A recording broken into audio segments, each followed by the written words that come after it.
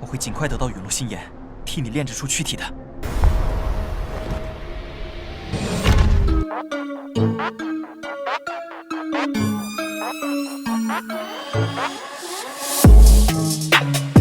Halo guys, mana nih di antara kalian yang minta upload 2 video atau minta upload durasinya dipanjangin jadi 1 jam? Mimin kasih buat kalian, tapi Mimin juga tagih apa yang kalian janjiin. Kalau enggak, Mimin bakal gedor pintu rumah kalian masing-masing. Link lempar kopi ada di deskripsi. Udahlah, nggak usah pakai lama-lama lagi, kita lanjutkan ceritanya. Cerita berlanjut dengan Xiaoyan yang dikeroyok sama sesepuh dari Wind Lighting Pavilion bersama dengan para ahli yang mereka bawa. Mereka pun membentuk formasi petir yang akhirnya menyelimuti langit di bawah Xiaoyan. Tak lama setelah itu, seorang pria beralis panjang segera berkata bahwa menggunakan klan Han sebagai sandera dan memaksa Xiaoyan untuk keluar memang bukan gaya pavilion petir angin. Masalah hari ini mungkin akan membuat mereka dikritik, namun hal ini juga akan menjadi yang terakhir kalinya. Kali ini mereka harus benar-benar menangkap Xiaoyan karena tidak bisa membiarkan gerakan 3000 kilat digunakan oleh orang luar. Terlepas dari siapapun yang menang hari ini, klan Han tidak akan lagi terkait dengan permasalahan. Menanggapi hal itu, Xiaoyan masih dengan tenang memperhatikan ketiga lelaki tua di hadapannya. Setelah itu, Xiaoyan berkata agar mereka segera menyerang karena Xiaoyan tidak akan melakukan hal bodoh hingga tertangkap oleh mereka. Jika mereka benar-benar ingin menangkap Xiaoyan, maka mereka harus menggunakan semua kemampuan yang mereka miliki. Xiaoyan pun segera mengarahkan jarinya ke arah tiga tetua, kemudian Earth Demon Puppet segera bereaksi dan melesat ke arah ketiganya. Menanggapi hal itu, Hong Tianxiao segera melesat dan menghalangi jalur dari Earth Demon Puppet, kemudian berkata bahwa lawan Xiaoyan adalah Elder Lei dan yang lainnya.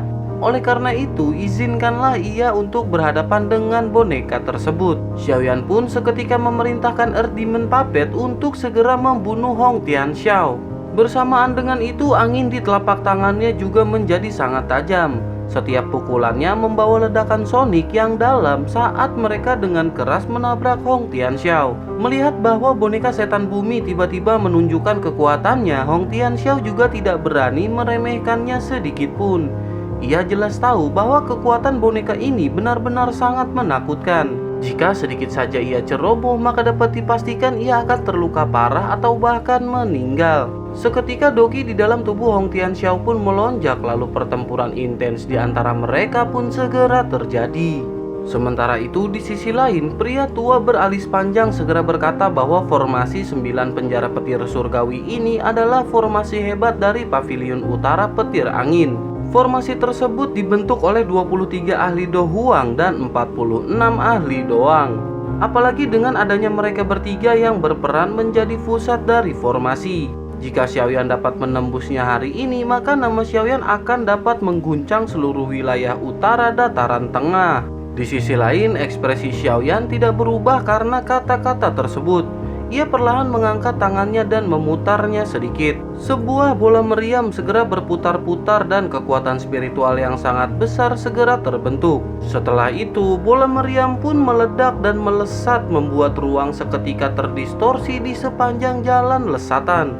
Dihadapkan dengan serangan Xiaoyan, tetua beralis panjang juga tidak dapat meremehkannya. Segel di tangannya berubah dan seketika petir segera menyambar ke arah serangan yang dilesatkan oleh Xiaoyan. Gelombang energi yang kuat menyebar dengan cepat dan ganas. Akhirnya energi tersebut pun berhamburan mencapai 100 meter di sekitar Xiaoyan dan tetua yang beralis panjang. Tatapan Xiaoyan perlahan menyapu tiga tetua yang ada di hadapannya. Menurut perkiraan Xiaoyan, hanya tetua beralis panjang yang mengarahkan serangan, sementara dua lainnya hanya mengalirkan doki mereka. Xiaoyan segera bergumam bahwa formasi hebat ini memang agak mendalam. Tak lama setelah itu, tetua beralis panjang segera berteriak mengeluarkan keterampilan petir surgawi dan seketika segel di tangannya pun berubah. Jarinya segera menunjuk ke arah Xiaoyan dan seketika banyak kilatan petir yang mengarah ke Xiaoyan. Menanggapi hal itu, api hijau segera melonjak dari tubuh Xiaoyan kemudian membentuk seekor serigala yang melolong ke arah langit. Api berbentuk serigala yang sangat besar segera menelan semua petir yang ada di langit.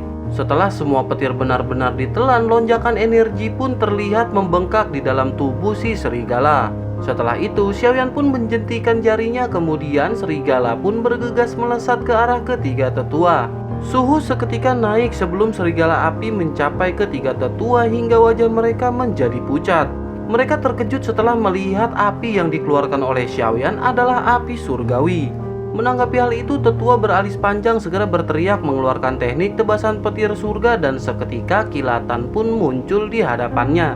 Kilatan pun segera melesat ke arah serigala membuat ia terhenti dan tak lama terbelah menjadi ketiadaan. Setelah di benturan yang terakhir, suara pun terdengar di telinga Xiaoyan di mana Tianhuo Zunzi segera berbicara. Ia meminta Xiaoyan untuk jangan berlarut-larut dengan mereka. Mereka mendapat dukungan dari formasi hebat dan akan dapat terus menggunakan serangan kilat.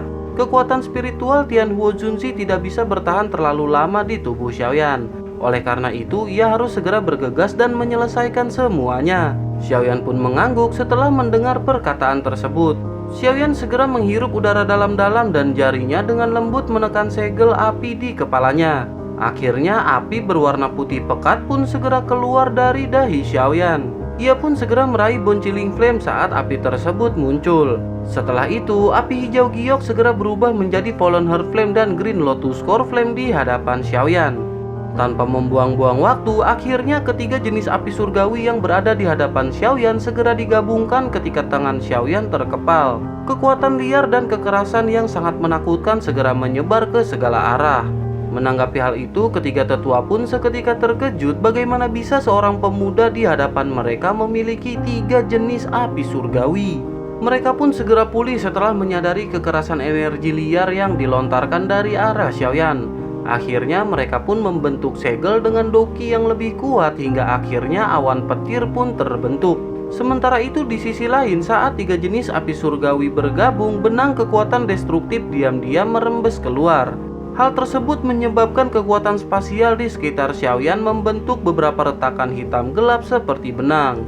Dengan kondisi Xiaoyan saat ini, tidak sulit baginya untuk menggabungkan tiga jenis api surgawi. Oleh karena itu, lotus api tiga warna pun perlahan muncul di telapak tangan Xiaoyan beberapa menit kemudian. Tak lama setelah itu, Tianhuo Zunzi segera berkata agar Xiaoyan melemparkan benda tersebut ke awan petir di atasnya. Awan tersebut adalah pusat dari formasi dan selama tempat itu rusak, ketiga sesepuh ini juga akan terluka parah. Bahkan orang-orang yang membentuk formasi di luar akan menderita serangan balasan yang cukup parah. Akhirnya tangan Xiaoyan pun segera bergerak setelah mendengar perkataan Tianhuo Zunzi. Teratai api tiga warna di tangannya berputar-putar dan terbang keluar mengarah ke awan tersebut. Ekspresi tetua beralis panjang dan dua orang lainnya seketika berubah setelah melihat apa yang dilakukan oleh Xiaoyan. Mereka pun segera menggigit lidah, kemudian memuntahkan darah dan dengan marah berteriak mengeluarkan teknik 9 penjara petir surgawi kemarahan Dewa Petir. Banyak ledakan yang terjadi di sekitaran awan hingga akhirnya mengeluarkan lonjakan energi petir yang sangat banyak dan segera berkumpul. Energi petir berkumpul membentuk sebuah tinju yang dipenuhi dengan energi liar dari kilat dan segera melesat ke arah lotus api. Pertemuan dari kekuatan yang sama-sama dahsyat seketika membuat ruang menjadi terdistorsi dengan energi liar yang semakin melonjak.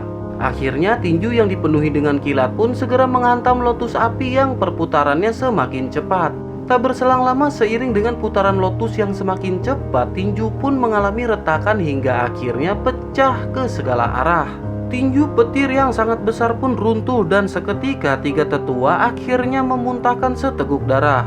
Kejutan di mata mereka menjadi lebih padat karena tidak menduga bahkan dengan kekuatan gabungan dari mereka bertiga tidak mampu melawan serangan dari Xiaoyan. Sementara itu di sisi lain, serangan lotus masih berputar hingga akhirnya berhenti dan menimbulkan ledakan yang sangat dahsyat. Melihat kejadian tersebut, tetua beralis panjang pun segera bergetar.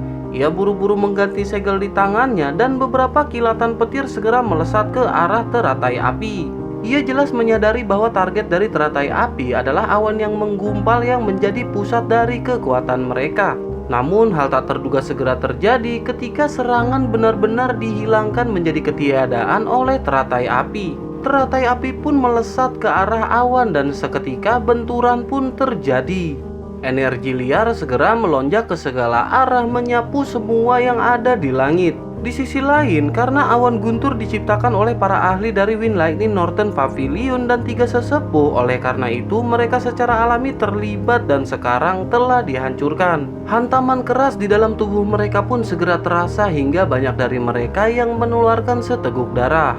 Bahkan beberapa orang yang berdiri di atas gedung segera jatuh dengan kepala yang menghantam tanah terlebih dahulu. Menghadapi serangan tersebut, wajah para tetua seketika menjadi pucat dengan nafas yang perlahan melambat. Setelah itu pria tua beralis panjang mengangkat tangannya kemudian memerintahkan mereka semua untuk mundur.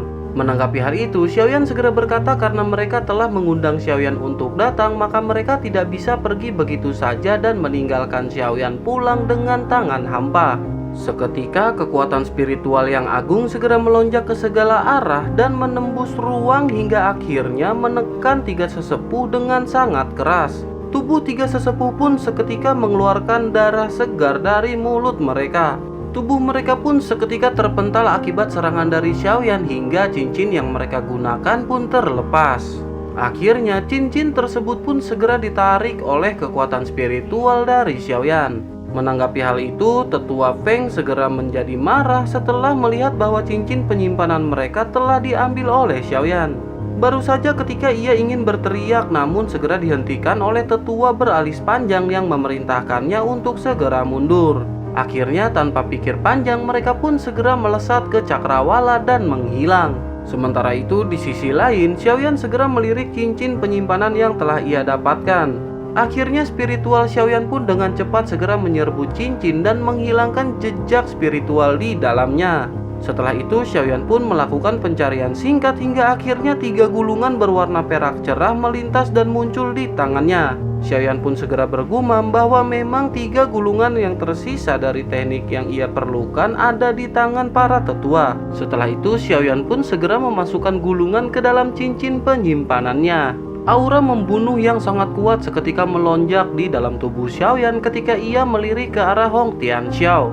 Hong Tianxiao saat ini sedang benar-benar berhadapan dengan boneka silver milik Xiaoyan.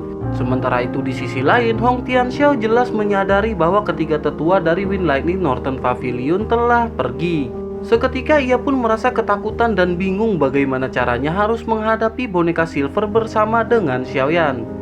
Baru saja pikiran tersebut terlintas, tiba-tiba pukulan silver segera melesat dan menghantam dada Hong Tianxiao hingga akhirnya ia pun mundur dengan seteguk darah dari mulutnya. Tak berhenti sampai di situ, ketika Hong Tianxiao menstabilkan tubuhnya, tiba-tiba aura megah yang sangat besar terasa di belakang punggungnya. Serangan spiritual berbentuk bola meriam melesat ke arah tubuhnya hingga akhirnya ia pun bersiap dengan doki merah yang melonjak. Benturan pun terjadi hingga Hong Tianxiao dipaksa mundur dan seteguk darah kembali keluar dari mulutnya. Xiaoyan segera melesat ke arah Hong Tianxiao yang masih belum sempat menstabilkan diri. Menyadari tidak akan menang melawan Xiaoyan, Hong Tianxiao segera membuat kesepakatan dengan Xiaoyan. Hong Tianxiao segera berkata bahwa jika Xiaoyan tidak membunuhnya, maka ia akan memberikan apapun yang Xiaoyan inginkan dari klan Hong. Langkah Xiaoyan pun seketika berhenti seperti memiliki minat dengan apa yang ditawarkan oleh Hong Tianxiao. Sementara itu di sisi lain Hong Tianxiao juga merasakan sedikit kegembiraan, namun di dalam hatinya masih menyimpan dendam kepada Xiaoyan. Ia berpikir jika telah berhasil lolos maka ia akan menghimpun kekuatan yang sangat besar untuk dapat berhadapan dan membunuh Xiaoyan. Di sisi lain Xiaoyan pun segera bertanya apakah yang akan diajukan oleh Hong Tianxiao. Namun sesuatu yang tak terduga segera terjadi ketika Hong Tianxiao merasakan kekuatan ganas yang berada di belakangnya. Earth Demon Puppet sudah berada di belakang Hong Tianxiao dan memegang seluruh tubuhnya hingga ia tidak dapat bergerak. Menyadari hal itu, Hong Tianxiao pun segera berteriak bahwa Xiaoyan benar-benar berani untuk menipunya. Seketika doki merah melonjak, namun hal itu tidak berpengaruh terhadap Earth Demon Puppet yang memegang erat tubuh Hong Tianxiao. Xiaoyan pun perlahan berjalan ke arah Hong Tianxiao yang mulai berteriak bahwa ia akan membiarkan Xiaoyan mati bersamanya. Seketika Xiaoyan menyadari niat dari Hong Tianxiao yang akan meledakkan dirinya sendiri bersama dengan Xiaoyan. Akhirnya Xiaoyan pun segera melesat dan tepat berada di hadapan Hong Tianxiao. lengan Xiaoyan dipenuhi dengan api hijau yang seketika menembus perut dari Hong Tianxiao. Menyadari hal itu, Hong Tianxiao pun segera melirik ke arah bawahnya dan menyadari bahwa tangan Xiaoyan telah menembus tubuhnya. Akhirnya ia pun mempersiapkan teknik untuk meledakkan diri agar Xiaoyan mati bersama dengan Hong Tianxiao. Xiaoyan yang sudah mengantisipasi hal tersebut pun segera melambaikan tangan sebelahnya dan menggenggam kepala dari Hong Tianxiao.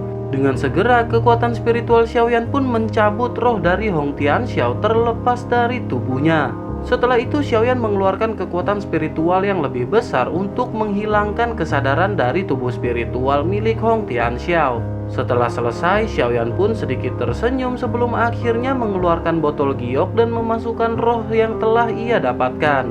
Xiaoyan bergumam bahwa tangkapannya kali ini benar-benar sangatlah besar.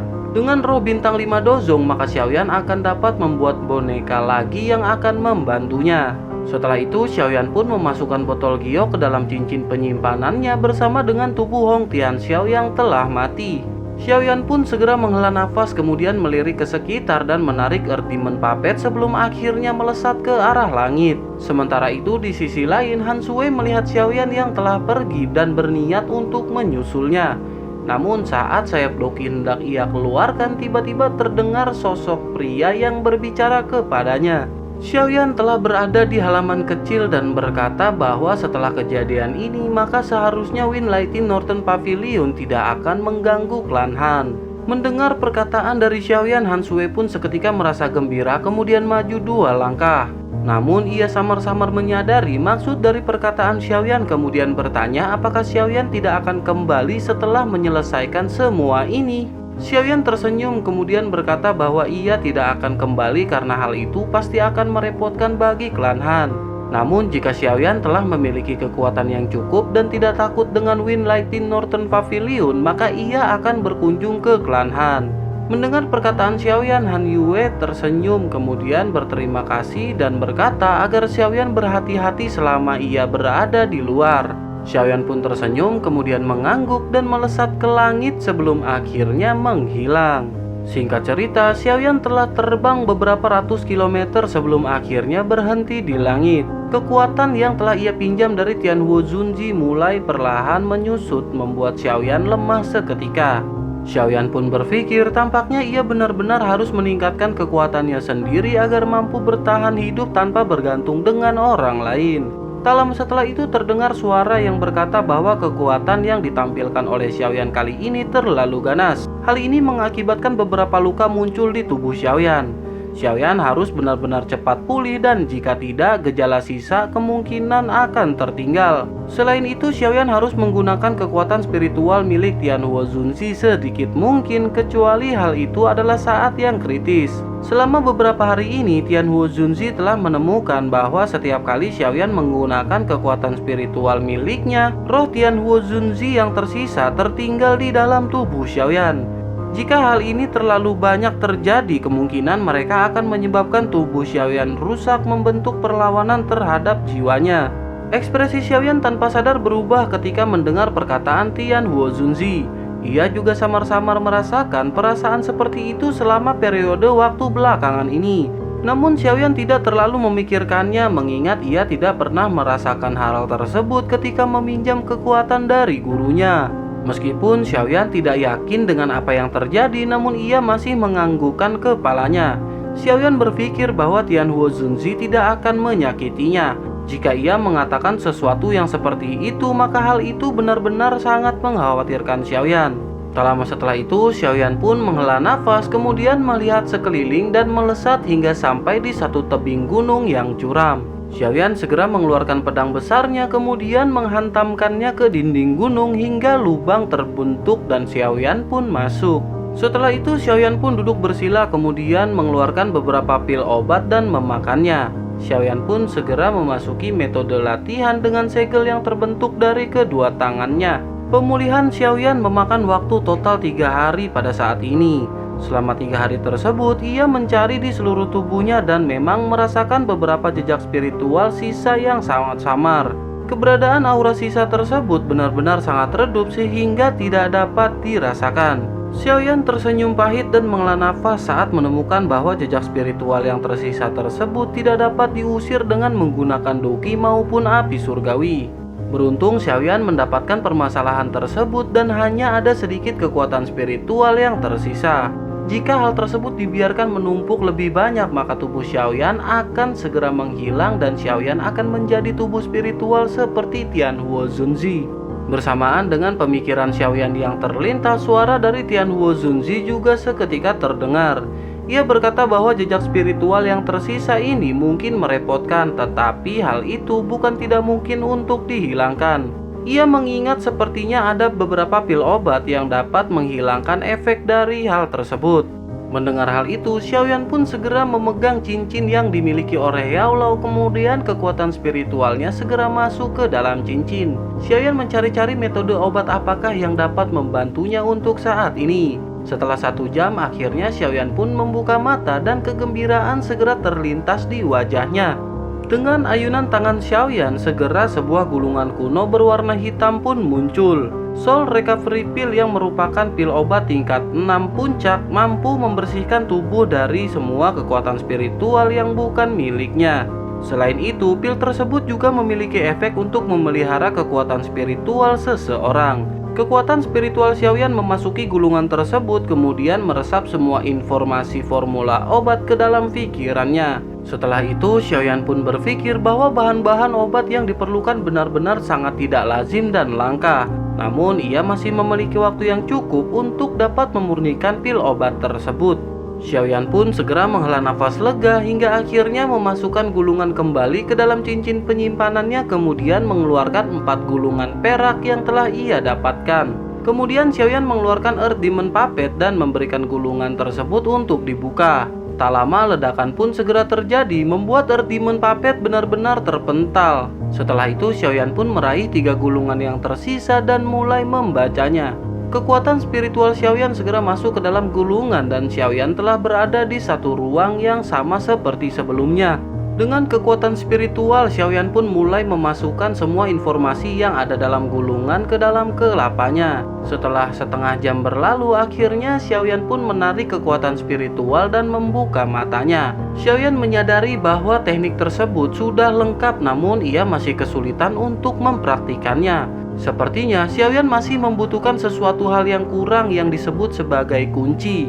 Xiaoyan pun seketika berpikir apakah yang dimaksud dengan kunci tersebut dan ia benar-benar merasakan kebingungan. Sepertinya hanya orang-orang dari Wind Lightning Pavilion yang mengerti tentang kata kunci tersebut. Menyadari hal tersebut, Xiaoyan pun menjadi sedikit kesal, kemudian bergumam bahwa jika ia telah berhasil menguasai 3000 Burning Flame, maka ia akan menyerang Pavilion Petir Angin dan mendapatkan metode pelatihan teknik tersebut. Akhirnya Xiaoyan pun kembali memasukkan gulungan tersebut, kemudian berpikir bahwa saat ini sepertinya Xiaoyan harus benar-benar keluar dari sana. Xiaoyan berniat untuk mencari kota yang memiliki lubang cacing agar ia dapat pergi ke dataran tengah. Setelah itu Xiaoyan pun memasukkan boneka silver miliknya, kemudian segera melesat pergi. Singkat cerita, setelah beberapa hari terbang dengan kecepatan yang menakutkan, Xiaoyan pun sampai di satu kota bernama Bone Transforming City. Kota yang tidak lebih kecil dari kota Tianbei dan tidak berada dalam pengaruh Wind Lightning Northern Pavilion. Kota tersebut dikendalikan oleh faksi yang disebut dengan Gerbang Transformasi Tulang. Meskipun ada banyak faksi lain di bawahnya, mereka semua mengalami kesulitan bersaing dengan Gerbang Transformasi Tulang. Diceritakan, kepala Gerbang Transformasi Tulang mempraktikkan metode Qi berafinitas air dan sedikit tidak biasa. Kekuatan tersembunyi tanpa sadar akan memasuki tubuh lawannya sebelum perlahan-lahan menghilang. Jika seseorang terkena kekuatan ini, tulangnya bahkan akan menunjukkan tanda-tanda yang melemah. Oleh karena itu, Gerbang Transformasi Tulang terkenal bahkan di antara kota-kota di sekitarnya. Di sisi lain, Xiaoyan yang baru saja memasuki gerbang pun segera mencari toko untuk membeli peta. Tak lama Xiaoyan pun masuk ke satu toko, kemudian seorang pria tua segera bertanya apakah adik laki-laki ini sedang mencari peta. Xiaoyan pun mengangguk, kemudian berkata bahwa ia membutuhkan peta yang paling tepat dari wilayah utara yang ia miliki. Singkat cerita, Xiaoyan pun telah mendapat apa yang ia inginkan, namun saat hendak pergi ia pun ditahan oleh si pemilik toko.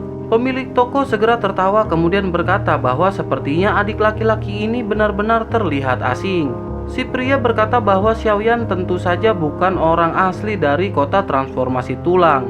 Si pria pun segera bertanya apakah Xiaoyan datang ke sini karena kolam darah Gunung Surgawi di Pegunungan Mata Surga.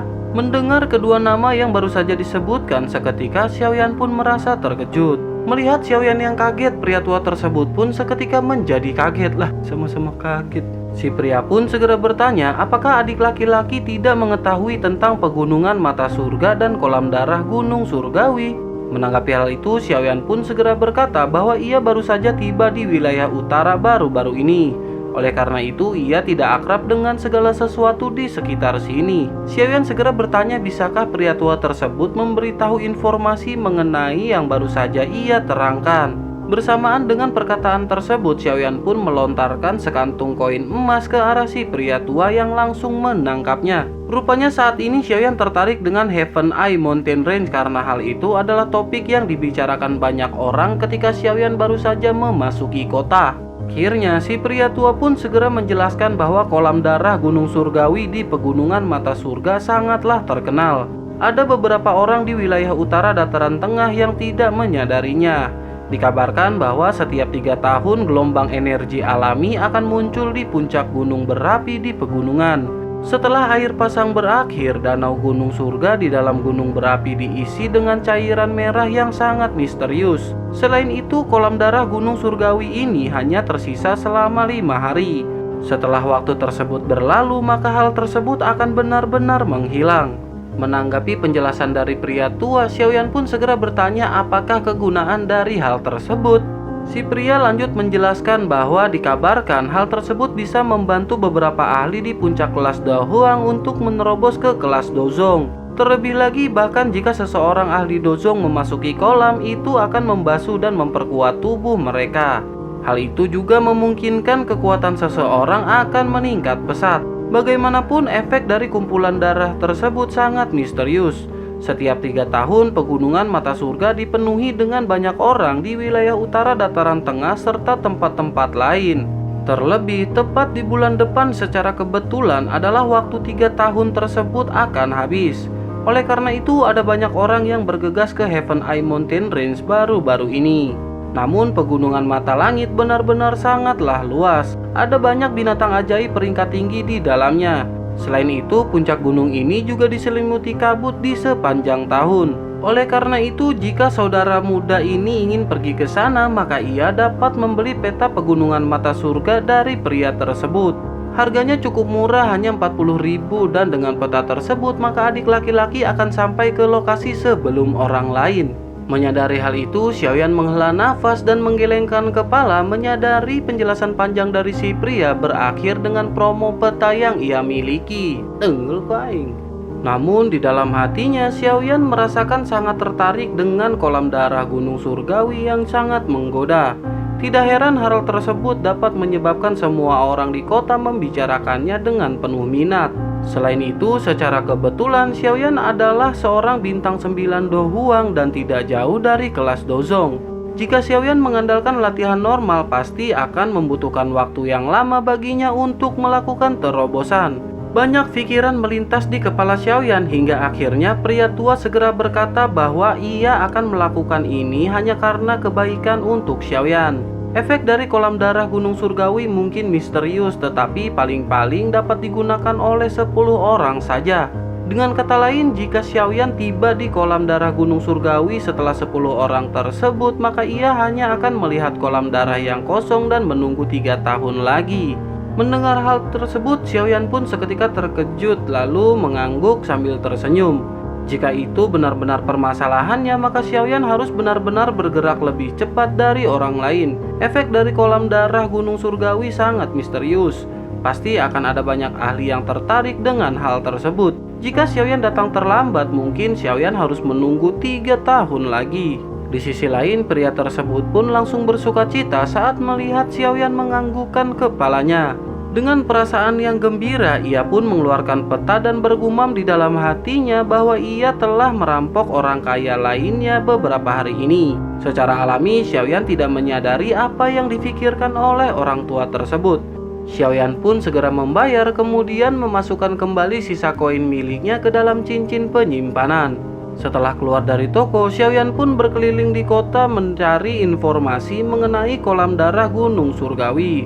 Setelah agak lama berkeliling, Xiaoyan pun mendapatkan pemahaman yang lebih dalam mengenai apa yang disebut dengan kolam darah Gunung Surgawi. Xiaoyan bergumam bahwa orang tua tersebut tidak menipunya karena sebulan lagi kolam darah Gunung Surgawi akan kembali muncul.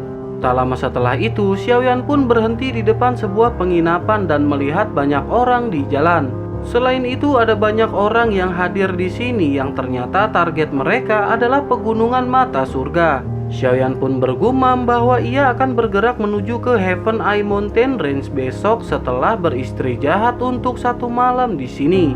Jika Xiaoyan menjadi 10 orang pertama yang memasuki Heaven Mountain Blood Pool, maka kemungkinan itu bisa membantu Xiaoyan menembus ke kelas Douzong. Pada saat ini hati Xiaoyan menjadi panas ketika ia memikirkan kemungkinan ia bisa menerobos. Dataran tengah ini benar-benar layak berada di tengah benua Doki, mengingat masalah misterius seperti ini sangat jarang terjadi di tempat lain. Akhirnya Xiaoyan pun menghela nafas sebelum akhirnya masuk ke dalam penginapan untuk beristri jahat.